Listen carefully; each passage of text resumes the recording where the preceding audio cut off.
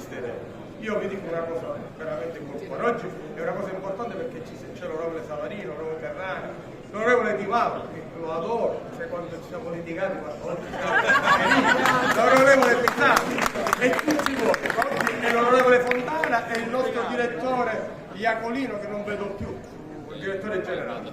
Io vi ringrazio, però voglio che facciamo un applauso col cuore al presidente Berlusconi che 6 mesi che non c'è stato.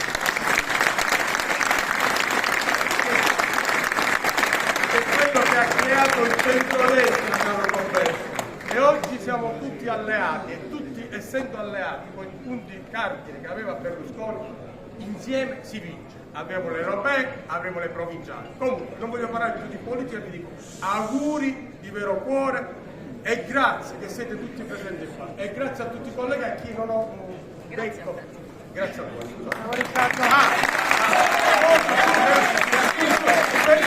Devo ringraziare al mio amico fraterno che lavora a 360 gradi, Marcello Caruso, che è a disposizione di tutti i deputati di opposizione e di maggioranza.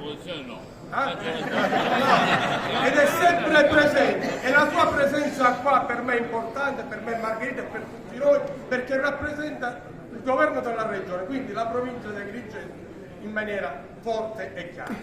Caro Marcello, tra un mese faremo noi i congressi provinciali e avremo la fortuna di avere il Presidente della Regione insieme a te qua ad Agrigento, quindi anche gli alleati saranno invitati a questo. Grazie, auguri di vero cuore.